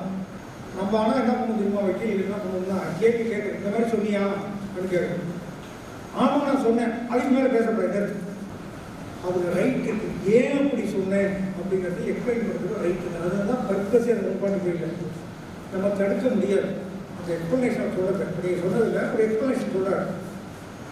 இந்த எக்ஸ்பிளனேஷன் சொன்னதுக்கு பிறகு இது ஏற்கக்கூடிய எக்ஸ்பிளனேஷன் இல்லையான்னு ஜட்ஜி டிசைட் பண்ணுவோம். இந்த எக்ஸ்பிளனேஷன் அவர் சொன்னது ஏற்க முடியாதது அப்படின்னு சொன்னால் கான்ட்ரடிக்ஷன் பேசிக் எவிடன்ஸ் அன்பிலீவபிள். அந்த எக்ஸ்பிளனேஷன் போட்டு ஏற்றுக்கிட்டுன்னு வச்சுக்கோங்க. அவர் சொல்ல எக்ஸ்பிளனேஷன் அன்றைக்கி நான் வந்துங்க இந்த என் பையனை வெட்டி கிடக்கு, நான் பதட்டத்தில் என்ன சொன்னால் ஏன் சொன்னது தெரியல, சொல்ல கூட விட்டுக்கலாம் அப்படின்னு சொன்னால் வச்சுங்க.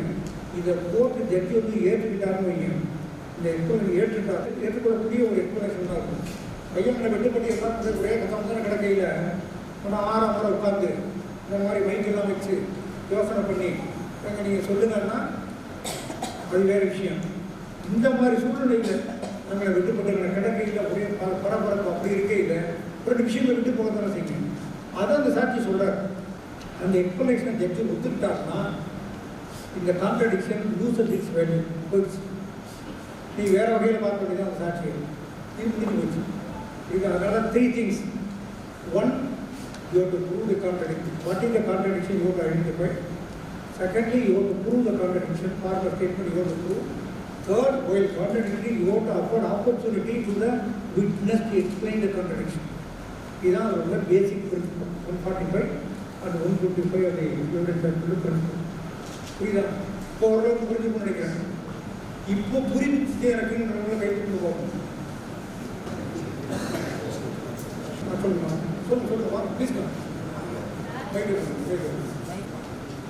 ஸ்டேட்மெண்ட்டை கான்ட்ரடிக்டாக சொன்ன நபரே நான் சொன்னதுதான் அப்படிதான் சொன்னேன்னு ஒத்துக்கிட்டதுக்கும், ஐயோ வந்து இவர் அப்படிதான் சொன்னான்னு ஒத்துக்கிட்டதுக்கும் ரெண்டுக்கான நம்பகத்தன்மையில் ஏதாவது டிஃபரன்ஸ் இருக்குங்க? வித்தியாசமே இல்லை. என்னன்னா இந்த மாதிரி சொன்னது உண்மையாக இல்லையாங்கிறது தானே. ஏற்கனவே இந்த மாதிரி ஒரு சொன்னாரா சொல்லலையாங்கிறதான் ஒரே கேள்வி. இவர் வந்து இப்போ வந்து என்ன நான் சொல்லலை அப்படின்னு சொல்லலாம். ஆனால் ஐயோ வந்து அவருக்கு திருப்பி வந்து வேலையே இல்லை. அவரு சொல்கிறார் ஆமாம்மா தான் சொன்னதை ரெக்கார்ட் பண்ணிக்கன்னு சொல்கிறாரு. அப்போது அந்த ஏற்கனவே ஒரு சொன்னாருங்கிற விஷயம் ப்ரூவ் ஆகிடுச்சு. ஐயோ இன்னொரு விஷயம், இப்போ தாசில்தார் சிங்னு ஒரு கேஸ் இருக்கு 1960s.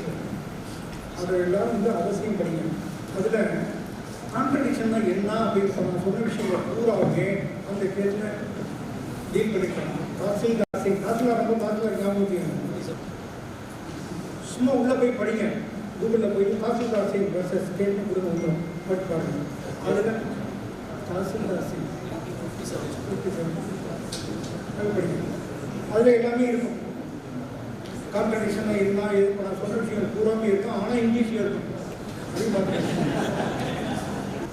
அந்த சமயத்தில் சம்பவ சமயத்தில் நல்ல வெளிச்சம் இருந்தது அப்படின்னு இப்போ சொல்கிறார். அப்போ அவர் சொல்ல விட்டுட்டார். ஏற்கனவே சொல்ல போலீஸ் ஸ்டேட்மெண்ட்டில் நல்ல வெளிச்சம் இருந்தது அப்படின்னு சொல்கிறார். ஏன்னா கான்ட்ரடிக்ஷன் என்ன இருக்குது? கான்ட்ரடிக்ஷன் என்ன இருக்குது? ஒன்றுமே இல்லையே. இப்போ நான் முதல்ல கான்ட்ரடிக்ஷன் என்ன சொன்னேன்? 2 statements, one made now, the other one made earlier, previous statement. ரெண்டு கிடையில contradiction 2 statements must be there. Here there is one statement now in court saying that there was enough right. ஆனால் அந்த ஏற்கனவே சொன்ன police statement light இருந்ததுன்னு சொல்லலை. This is nothing but an omission சொல்ல விட்டுட்டார். It's omission. இந்த தாசில்தார் சிங்கில் ப்ரொட்டாசி ஜெர்மன் படிங்க. an important omission amounts to contradiction. அப்போ நீங்கள் அவரை கேட்கலாம். இப்போ லைட் இருக்குன்னு சொன்னீங்களே, போலீஸ்கிட்ட சொல்கிறப்போ நீங்கள் லைட் தான் சொல்லலையே அப்படின்னு கேட்குறோம் பாருங்க. an important omission is also a contradiction. Therefore, you can use section 145 and contradict the witness. Therefore, you ஏன்னா ஐயா வந்து இந்த எக்ஸ்பிளனேஷன் படித்து தர சொல்கிறாங்க உங்களுக்கு. And omission to state a fact or circumstance in the statement referred to in subsection 1 may amount to contradiction. புரியுங்களா? Now, section 181 very clearly says that important omission also amounts to contradiction. அதனால் ஒரு இதை அவர் கான்ட்ரடிக்டாக சொல்லியிருந்தா அது வந்து contradiction we can prove. சொல்லல ஒரு important fact சொல்லாமல் விட்டுருந்தா இது omission that also amounts contradiction. அப்போது நீங்கள் கேள்வி கேட்கலாம். இப்போ இந்த கான்ட்ரடிக்ஷன் பற்றி இனிமேல் வந்து உங்களுக்கு சிரமம் இருக்காதுன்னு நினைக்கிறேன். கரெக்டா? சார் சொல்கிறாரு இனிமேல் கை தூக்க சொன்னால் ஒரு யூனிஃபார்மாக தான் கை தூக்க கான்ட்ரடிக்டாக தூக்கவே மாட்டேங்க. AR 1959 Supreme Court 1012 equivalent is 1959 SBJ 1042 1959 MAD LJ Criminal 759 1959 SCR Supplement 2 875. இப்போ அடுத்தது போடுவோம். இப்படியே பண்ணோம்னா ப்ராக்டிக்கலாக நான் சொல்லிட்டு வரணும். இப்போ எஃப்ஐஆர் இருக்குல்ல, எஃப்ஐஆர் ஒரு சாட்சி வந்து நேரடியாக சம்பவம் கொடுத்தோடனே போலீஸுக்கு போகிறார். அவர் பார்த்துட்டு சொல்லிட்டார் என்ன நடந்தது அப்படின்னு சொல்லிட்டாரு. அதை ஸ்டேட்மெண்ட் போலீஸ் ரெடியூஸ் பண்ணி எஃப்ஐஆர் போட்டாங்க. பிறகு கோர்ட்டில் வந்ததுக்கு பிறகு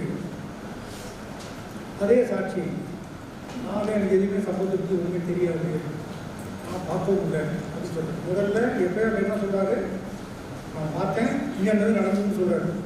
இப்போ கம்ப்ளீட்டாக ஹாஸ்டல் ஆகிட்டாரு, தெரியவே தெரியாது. இப்போ இந்த எஃப்ஐஆரில் வந்து என்ன சொன்னார்ல அதை ப்ரூவ் பண்ணலாம் இல்லையா? இது மாதிரி சொல்லியிருக்காரு. எப்படி ப்ரூவ் பண்ணுறது? அதை கேட்கலாமா?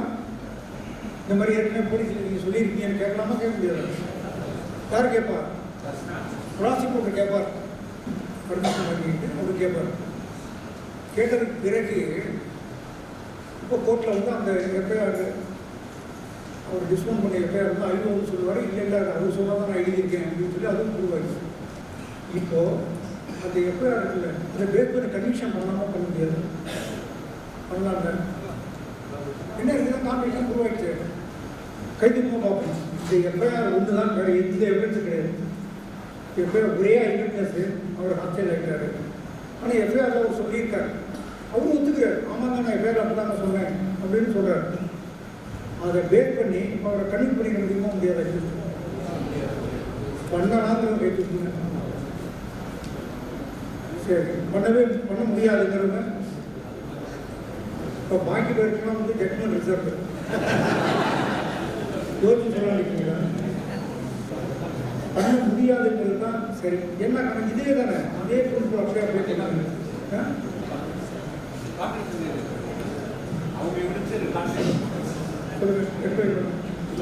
அவரையுமே ஃபர்ஸ்ட் எவிடன்ஸ் இருக்கும்போது சொல்லிடுறாரு, திருப்பி கிளாஸ் வரும்போது கான்ட்ரிபியூட் எவிடன்ஸ் தானே அவர் எவிடன்ஸ் இன்டென்ஷன் தானே ஆட்டோமேட்டிக்காக கேட்டு பாருங்க. இதான் பாயிண்ட். அவரே சீஃப்ல எனக்கு உண்மையே தெரியாதுன்னு சொல்றாரு. கிராஸில் வரும்போது நான் அப்படியெல்லாம் போலீஸில் சொன்னேன்னு சொல்றாரு.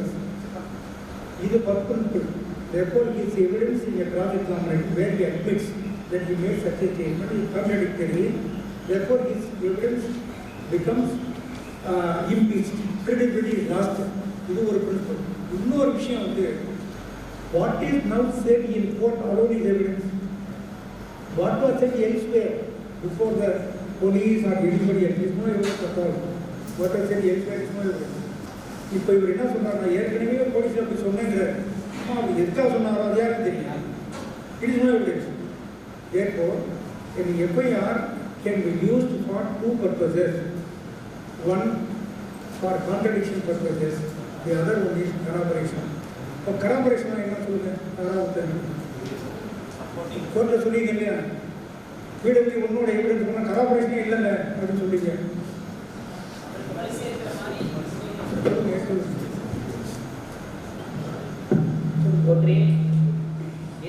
ஒரு விஷயத்த சொல்லிட்டாரு, அந்த சொன்னதுக்கு வலு சேர்க்கிற மாதிரி இன்னொருத்தர் அதை வலிமை சேர்க்கை வலிமை சேர்க்கை அப்படி நீங்கள் சொல்லி பார்ப்போம். சப்போர்ட் பண்ணுறது, அந்த கேஸ்க்கு சப்போர்ட் பண்ணுறது. சப்போர்ட் பண்ணுறது அதானே நான் வந்துட்டு எங்கள் விஷயம் பெரிய விஷயம் முயற்சி பண்ணால் எல்லாமே வரும். வலிமை சேர்க்கிறது தமிழ்லேயே சொல்லிட்டே இருந்தீங்க. சுப்ரீம் கோர்ட்டு போனோம்னா அது போய் ஜட்ஜிட்டு போய் வலிமை சேர்க்கிற மாதிரி இல்லைன்னு சொல்ல முடியுமாங்க. அப்போ இப்போ ரெண்டாவது சொன்னார்ல இது சப்போர்ட் இதுதான் என்ன பெரிய விஷயம். நம்ம இதே நினைச்சு கேட்பாங்க, நம்ம ஐயோ நமக்கு வராதோ நமக்கு போகாத நினைச்சிங்கன்னா சரியாக வரவே வராது. நான் சொல்கிறேன், நீங்கள் என்ன சாதாரணமாக வரும். நீங்கள் இதுக்கு யாரையாவது ரோல் மாடலாக எடுத்துக்கணும்னா நீங்கள் என்னையும் எடுத்துக்கலாம். யாருன்னு கேட்டீங்கன்னா நான் மாடு மேய்ச்சிக்கிட்டு இருந்தாலும் ஆடு மேய்ச்சிக்கிட்டு இருந்தாங்க, ஊரில் விவசாயம் நடந்து வயலில் உழுதுட்டு கிடந்தாங்க. சாதாரணமாக நம்ம ஊர் கிராமத்து படிக்கணும் 5ஆம் கிளாஸ் 8ஆம் கிளாஸு எத்தனாம் படிக்கிற 3ஆம் படிக்கிறேன்னு சொன்னாங்க. புரியுதா? ஓரளவுக்கு வந்து இந்த அளவுக்கு நம்ம வந்து ஒரு நான் பொசிஷன் ரீச் பண்ண முடியுதுன்னு சொன்னால் இது நத்திங் பட் நம்மளால முடியாதுன்னு நினைக்கவே நினைக்காதுங்க. நம்மளால் நிச்சயமாக முடியும். பாருங்க தம்பி அப்படியே வீட்டுக்கு சொன்னால் டப்புன்னு சொல்லிட்டா இருக்கீங்களா? நான் அவ்வளோதான் விஷயம். கராபரேஷன்னா அவங்க உதாரணம் சொல்லுறது. இப்போ இந்த கட்டடம் இருக்குது, இந்த கட்டடத்துக்கு மேலே இன்னும் ஒரு கட்டடம் கட்டலாமா அப்படின்னு இப்போ நம்ம யோசிக்கணும். என்ன பண்ணுவோம் வந்து அப்படி கொஞ்சம் இன்ஜினியர் சொல்லிட்டு பார்ப்பார், இல்லைங்க என்ன ரொம்ப வீக்காக இருக்குங்க இதை வச்சு நம்பி கட்ட முடியாது. சரி அப்புறம் என்ன தாங்க பண்ணுறது? ஒரு 4 பில்லர் சைடில் போடுங்க, போட்டிங்கன்னா கட்டலாங்க. எதுக்கு என் பில்லர் சப்போர்ட் பண்ணிடுறேன் அப்படிங்கிறாங்க.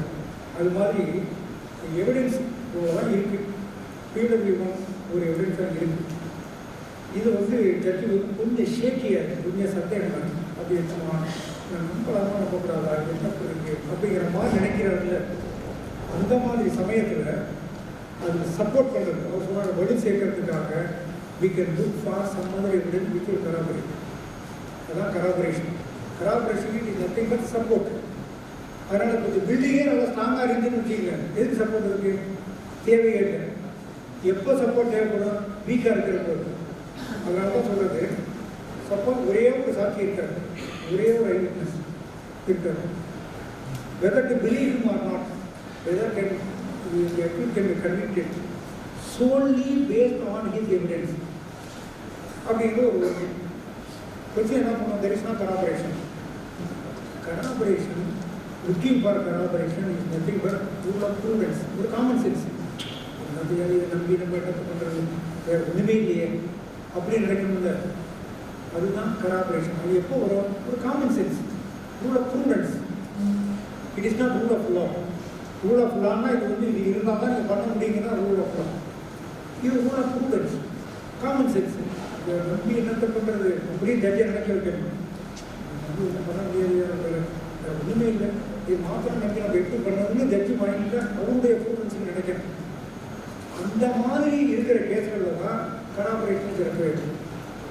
In other cases, corroboration is not at all required. It's only common sense approach. இதுதான் corroboration. இப்போ கான்ட்ரடிக்ஷன் சொல்லிக்கலாம், கராபரேஷன் சொல்லிக்கலாம். கராபரேஷனுக்கு ஒரே ஒரு உதாரணம் சொல்லிக்கிறது. சம்பவம் நடந்த முடிஞ்ச உடனேயே இங்கே சம்பவம் நடந்த உடனே போட்டு வைக்கிறாங்க. இப்போ கொஞ்சம் தூரத்தில் போயிட்டு அவங்க வீட்டை வந்து வெளியே பார்க்குறாரு. அருமாரில் ரத்தத்தோட அப்படியே நார்மலில் 3 பேர் போயிட்டுருக்காங்க. அவர் வந்து இந்த 3 பேரையும் நான் பார்த்தேன். இங்கே சம்பவம் நடந்த 5 மணி 2 நிமிஷம் தான் அங்கே பார்க்கணும். என்ன கொஞ்சம் தூரத்தில் பார்த்தேன். 3 பேரும் ஒருத்தர் மோட்டர் சைக்கிள் போனால் 2 பேர் அருவாளை கொண்டு போனான் அப்படின்னு சொன்னாங்க. அவர் சம்பவத்தை பார்த்தாரா? பார்க்கல.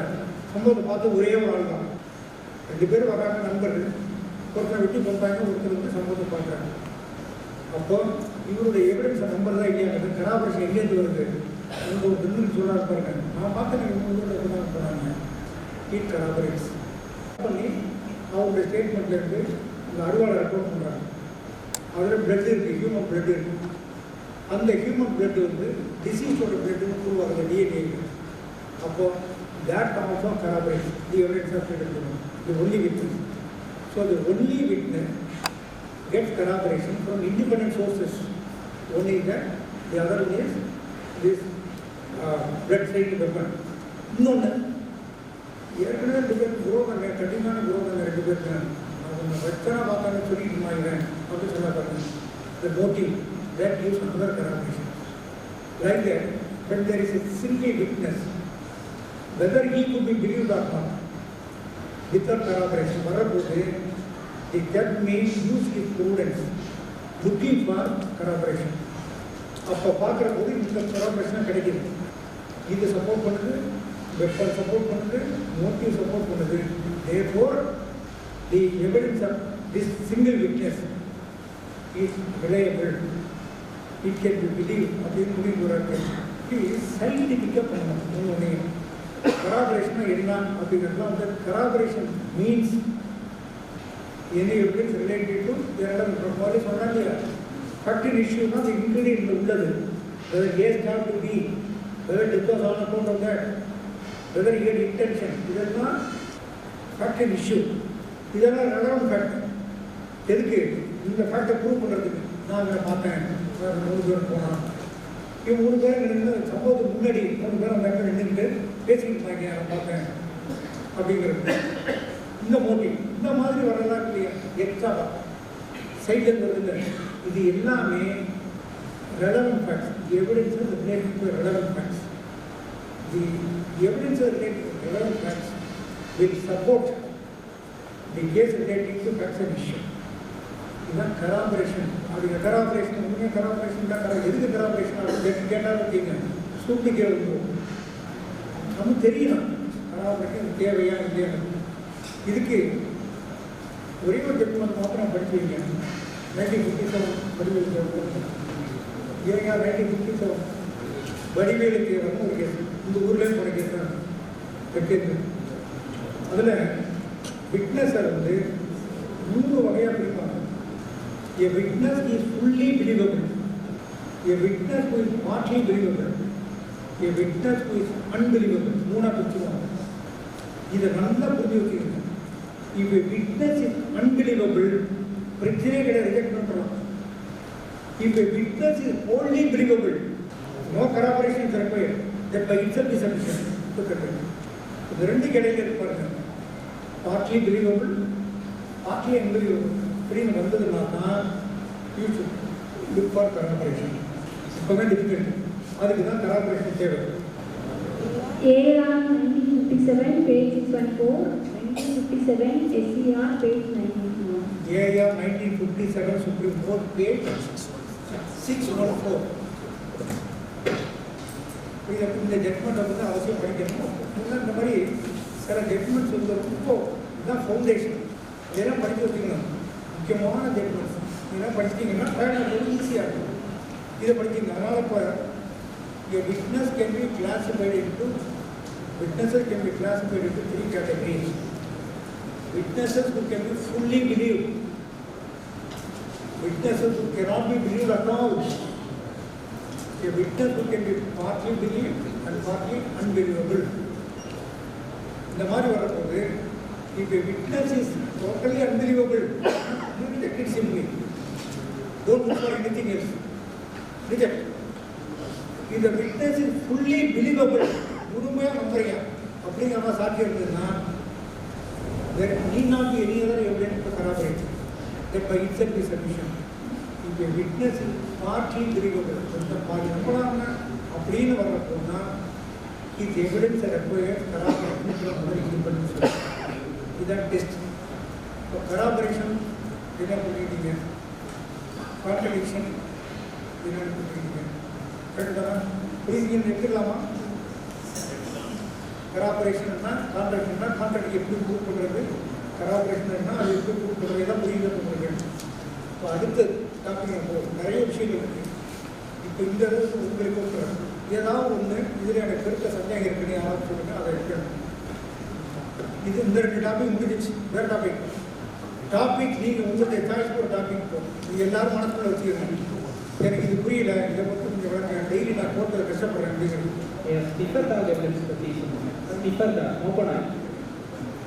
ஓப்பன் ஆகி ஒருத்தர் போய் காட்டிடுது, அடையாளம் காட்டிடுது. அவர் தான் அவர் நோக்கி ட்ரையல் போகுது. அந்த எவிடன்ஸ் வந்து இந்த பொறுத்தளவு எவிடன்ஸே இல்லை அப்படின்னு நான் நினைக்கிறேன்னா, a man has to come before this court, sir இந்த மாதிரி நான் நினைச்சேன், பார்த்தேன், உணர்ந்தேன், ஸோ சொல்லணும். Here the thing is done by the doctor. அப்படி பண்ணணும்னா டாக்டர் தான் நம்ம பெட்டி எட்டி விசாரிச்சிருக்கணும். அப்போ தான் அந்த எவிடன்ஸை நம்ம எடுத்துக்க முடியும். வேறு அது சொல்லணும். வேற பாருங்க, அவர் என்ன சொல்றாரு, சொல்லிட்டு போட்டார். போலீஸ் மோசனாக இருந்தது, பல இடத்துல சொல்லி தெரிஞ்சது, கடைசியில் இவரை போய் கவி பிடித்தது என்ன. அப்போ இதான் எவிடன்ஸ். அந்த நாய் பிடிச்சிட்டு வந்து அவர் சொல்லுவார், இந்த மாதிரிலாம் வந்து ஒன்றுக்கு முடியாது, இந்த வழியாக ஒன்று அந்த வழியாக ஓடியது, கடைசியில் இவர் டீ கடை ஓரம் 2 1 கவி பிடித்தது அப்படின்னு சொல்லுவாங்க. இப்போ இது எவிடன்ஸா? முதல்ல இதை பேஸ் பண்ணி கம்மி பண்ணிக்கலாம் பண்ண முடியாது. நான்லாம் சின்ன பிள்ளைங்க பேஸ் பண்ணி கம்மி பண்ணிக்கலாம் ஏன் பண்ண முடியாது? அவங்களோட எக்ஸ்ட்ரா சொல்லுவோம், ஏன் பண்ண முடியாது? ஏன் பண்ண முடியாது? ஏன்னா எவிடன்ஸே கிடையாது. மனுஷன் சொல்றதே நம்பலாமா நம்ப முடியாதவங்கெல்லாம் கிராஸ் பண்ண வேண்டியதாக இருக்கு. நான் எங்கே போய் கிராஸ் பண்ணிக்கிறேன்? ஆனால் அப்புறம் என்ன பர்பஸ்ன்னு கேட்கலாம். அப்புறம் எங்க இது இன்வெஸ்டிகேஷனுங்க ஒரு உதவி பண்ணுறதுக்காக போக்குவரத்து கல்வி பிடித்தாங்க. அதுக்கப்புறம் விசாரிக்கிறாங்க. அவர் வந்து எல்லாம் விசாரிக்கிற போது இவர் தான் பண்ணினாரு, இவர் தான் அந்த குற்றம் பண்ணாரு அப்படின்னு மற்ற மெட்டீரியல் கிடச்சுன்னா அதை பேஸ் பண்ணி அவரை ப்ராசிக்யூட் பண்ணதோட இந்த நாய் கல்வி பிடிச்சது அப்படின்னா அது வந்து தெய்வத்தின் சமமாக வந்து நாய். அதனால் இது நோ எவிடன்ஸ். அதை விட்டுருங்க. வேறு டாபிக் வாங்க.